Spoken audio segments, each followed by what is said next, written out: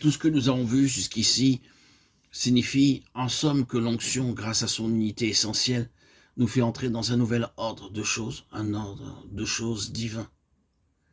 Il nous faut maintenant considérer l'onction sous un autre aspect.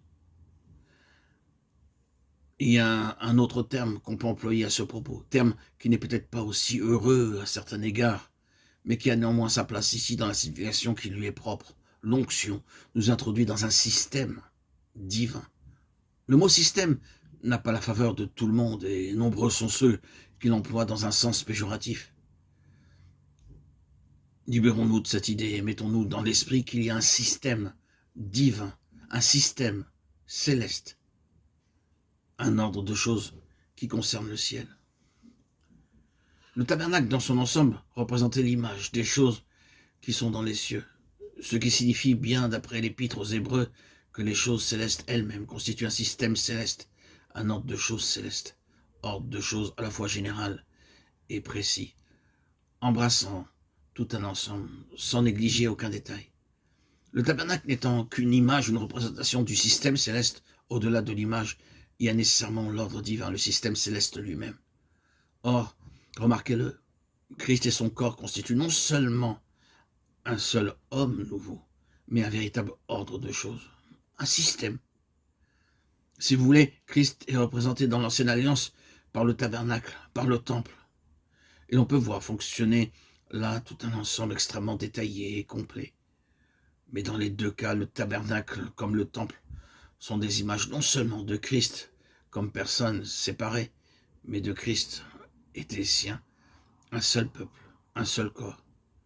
Donc le tabernacle et le temple, cela ne fait pas de doute, représentent l'Église en tant que système céleste. Leur construction n'est pas plus une chose humaine que ne le fut leur conception. Souvenez-vous qu'il n'est pas un seul fragment sur du tabernacle, sur du temple, dont la conception fut abandonnée à l'initiative de l'homme. Dans ce système, toutes les idées humaines ont été exclues. Les pensées de l'homme, les appréciations humaines n'ont eu dans cette affaire aucun loisir de s'exprimer. Quand il nous est dit que le Seigneur remplit Betsalel de l'Esprit de Dieu, de sagesse, d'intelligence et de savoir pour toutes sortes d'ouvrages, cela veut dire que l'onction exclut l'homme de cette entreprise et ne laisse aucune place à son jugement personnel. Chaque détail, à un fil près, était gouverné par le Saint-Esprit. Les matériaux employés, la façon de les utiliser, ce qu'il fallait faire et comment il fallait le faire. Tout était sous le gouvernement du Saint-Esprit. C'est qu'il s'agissait là d'un système céleste dans lequel le jugement de l'homme n'avait rien à voir. Or, Christ est cela. L'Église qui est son corps est cela. Et ce qui doit nous préoccuper, bien-aimés, c'est le principe spirituel. Le principe céleste qui, dans les Écritures, est partout sous-jacent. Si nous nous contentons de prendre les Écritures telles que nous les voyons écrites et que nous mettions à les appliquer, à quoi aboutirons-nous?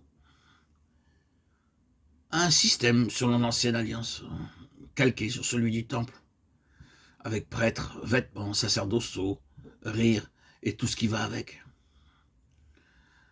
Même pour le Nouveau Testament, il n'en va pas autrement. Mettre le Nouveau Testament en action tel qu'il nous apparaît dans sa lettre, c'est tout simplement mettre sur pied un système terrestre.